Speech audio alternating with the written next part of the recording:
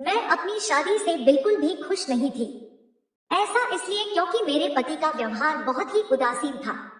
उसने मुझे कभी भी वैसा महसूस नहीं कराया था जैसा कि मैं चाहती थी।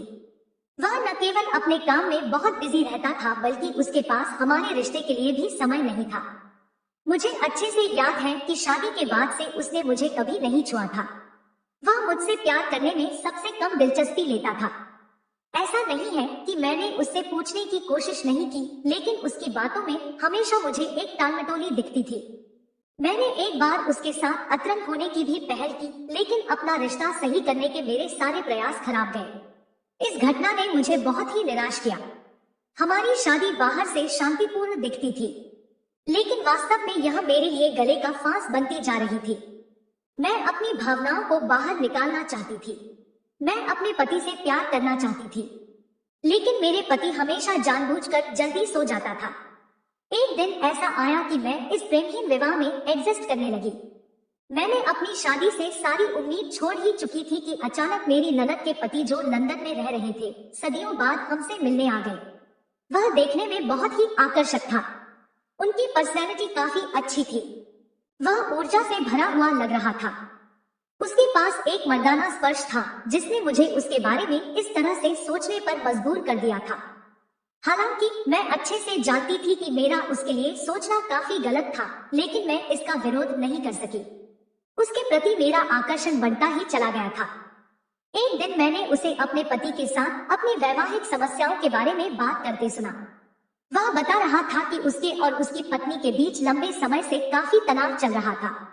वह मेरे पति से अपनी बहन से बात करने के लिए भी कह रहा था।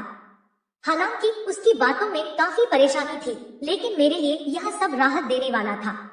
मैं नहीं जानती ऐसा क्यों हुआ, लेकिन मेरा दिल उसकी बातें सुनकर खुश हो गया। इसके बाद हम सब खाना खाने के लिए डिनर टेबल पर इकट्ठे हुए, जहां हमने एक दूसरे से नजरें चुरा ली। एक दिन जब मैं उसे उसकी चाय देने उसके कमरे में पहुंची, तो हमने एक दूसरे को सामान्य से अधिक देर तक देखा। यह काफी अजीब था, लेकिन इस दौरान मुझे ऐसा महसूस हुआ जो कि पहले कभी नहीं हुआ था। उस रात मेरे पति भी अपने काम से बाहर गए हुए थे। घर पर हम दोनों ही अकेले थे। मैं वैसे भी काफी दिनों से अच्छा महसूस नहीं कर रही थी, जो शायद उसको भी पता चल चुका था। इस बीच वह चुपचाप से मेरे कमरे में आया। उसने मुझे बेड पर लेटा देखा। मैंने भी उसे अपनी तरफ आते देखा, जिसके बाद हम दोनों ने एक दूसरे को किस कर लिया। हम दोनों न केवल एक दूसरे के बेहद करीब आ गए, बल्कि हमने संबंध भी बनाए। हमने केवल एक दूसरे से प्यार किया। हमने इस दौरान कुछ भी नहीं सोचा। हम दोनों ही बस इस पल में रहना चाहते थे। घर पर रहने के दौरान हम अक्सर एक दूसरे से प्यार करने का मौका ढूंढते थे। यह हम दोनों के लिए ही काफी अद्भुत समय था। मैं आखिरकार स्वतंत्र महसूस करने लगी थी।